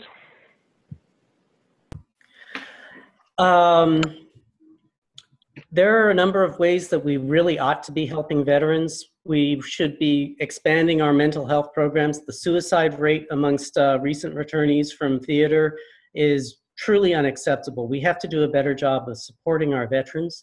We have to do a better job of bringing our veterans back into the workforce, making sure that the training that they receive as service members can be brought into civilian life, and that if they've done work, for example, as an X-ray technician in the military, they should be able to get the ASRT certifications in civilian life that would enable them to work in hospitals.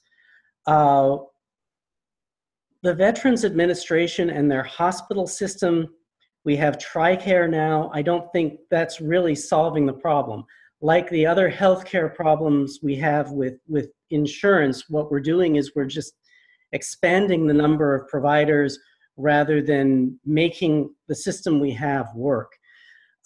Maybe a better solution for veterans, if we're going to talk about Medicare for all, is to make any healthcare that's not specific to a veteran's needs, make that available through the Medicare program and all the any doctor that will accept Medicare. So there are some things that we can do to help our returning veterans, to help keep them strong and help make them feel like they have a place in our society and can be productive parts of the civilian world as well as their military world. Dorothy? Well, so the first and foremost, we need to stop creating more vets. I mean, to begin with, we've been at war for 15 years. It's time for us to start talking about peace. And then the VA healthcare program actually operates at really low cost. It's really efficient and it works really well when it is funded properly. But right now we have an aging veteran population. So the Vietnam veterans are entering into geriatric care. And so they're entering into the most expensive healthcare. And the VA isn't receiving the increase in resources that they need to deal with these issues. The VA had a really kind of golden period. You know, I started using them for healthcare around 2007, and the care was pretty exceptional all the way up until about 2 or 3 years ago, where it just really started to decline, where we're losing doctors and there's a lot of patient backlog. And the solution right now is the Veterans Choice Program, where they are allowing veterans to seek care at private facilities based on wait times or distance from hospital. But the VA has to cover that bill. And so it's just draining more resources from the VA's budget. And that's not a solution to the problems. I mean, we need to take care of our obligations to our veterans. And we do need to make sure that they have access to mental health care, and we do need to make sure that we're not stigmatizing them for seeking that care. And I mean, the one thing I would say is I do not want to see the VA hospital done away with. They are the one place that knows how to deal with veterans. And when they're operating properly, they're a holistic care facility in which they understand that our mental health and our physical health are not two separate things, that our body is one. You know, our brain is an organ. And so they see you as a whole patient. And there's communication between your medical providers in a way that just doesn't happen in the private healthcare system. And so I would definitely want to ensure that we don't have to go to two different care facilities, you know, one place for our service-connected disabilities and another place for our regular healthcare, because things get lost in translation that way. And so, I mean, I would just, again, just say, I mean, we owe our vets. We should take care of them. It's time. Great. Okay, so we actually, I just brought to my attention that we missed half of a question back here. Dorothy, I don't think you got to answer Tamburine's question. This is a two-part question. Do you think the Democratic Party should pass a bylaw that states they will endorse candidates that are in alignment with the party's platform, even if the candidate is not a Democrat? And the second half of the question is, as a voter, would you vote for an independent voter, or would you vote for an independent over a Democrat if the independent represented your progressive values more? I think that asking the party to pass a bylaw to allow them to endorse someone who's not a Democrat, that is a difficult one. I think in a primary, I don't think the party should be endorsing anybody. I think they should let the primary play out. But I don't know. I don't know if we can really expect the Democratic Party as an institution to not support the Democratic candidate. And that's kind of how the party operates. I would vote for whoever is closest to my values, regardless of what letter's next to their name. Okay. So Peter, you're next. This is from Caressa Milgrove. Is making college more affordable a priority to you? If so, how do you believe that should or could happen? Well, I think that, first of all, college is about, on a dollar for dollar value, about 10 times more expensive to attend now than it was when I first went to college in the late 70s.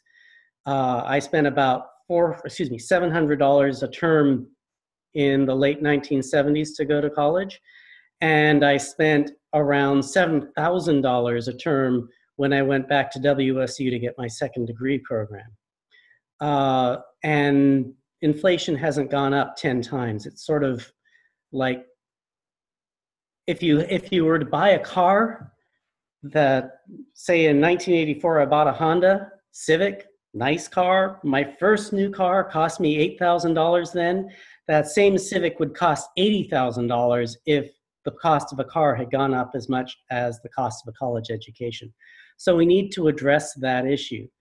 I also think that we ought to extend the years of public education that we're providing. It doesn't make any sense if when somebody graduates from high school, we say they're not ready for the workforce. That's kind of like baking a cake halfway and putting it on the table and say, here, it's ready to eat. A half-baked cake is not a great solution.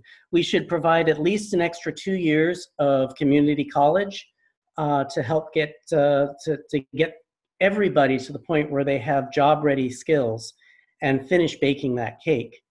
And for those people who are trying to enter into, say, a career in healthcare and need additional training, we should make college both more affordable and make public support available so that they don't wind up bankrupting themselves in the future, just paying off those loans that are truly unreasonable. So a combination of extending the years of school that we have and offering free community college, great idea. And for people who can cut it in, say, medical school or have some other area that they want to move into that's important to our country and our community, we should provide them with supports and make it so that college is affordable again.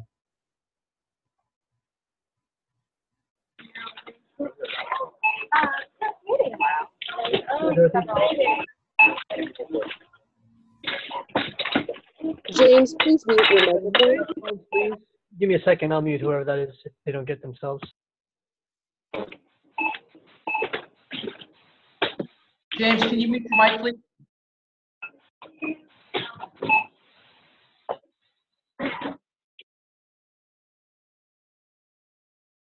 Okay, go ahead, Dorothy. All right, so what was the question? Hello? Yeah, one second. I'm clicking back to it. It was secondary, or well, I'll get the exact. Caressa Millgrove, is making college more affordable a priority to you? If so, how do you believe that should or could happen? Yes. Making college more affordable. As someone who graduated in 2012, I can definitely say that is a high priority. I think I went to a state school and I paid more than $20,000 a year. And that's just crazy. It's unsustainable. You know, we have people going into debt, and you think about that, that was, you know, if I had only gone 4 years, it would have been $80,000, you know, and that's a lot of debt for somebody to leave college with. So it's definitely a high priority, but I don't want to get mired in this talk about just college education. We need education reform in general. And we need to also make sure that when we're talking about college education, that we're not losing sight of the fact that not everybody's bound for college. And so that we need to really be talking also about ensuring skills education so that people are being prepared for trades and people are being prepared for working in the high-tech manufacturing industry. You know, we need to have a broad education plan that works for everybody. Great. Okay, so we're almost out of time, so I'm going to ask you guys to go for maximum choice with answers from now on. Cut off at like 30 seconds. I probably won't cut you off, but try and keep. These are the maximum speed. 30 seconds is lightning round. Here we go. Yeah. From Melanie, what are your thoughts of Paul Wellstone and what part he has in the progressive movement? Dorothy, you're first. I think Wellstone is definitely an inspiration. You know, he's done a lot for progressive politics, but there's something about the way they use his name a lot that I think is disingenuous. And so I think that in order to really be a Wellstone candidate, you are one. You can't fake it. Wellstone training is helping a lot of people learn how to run for office.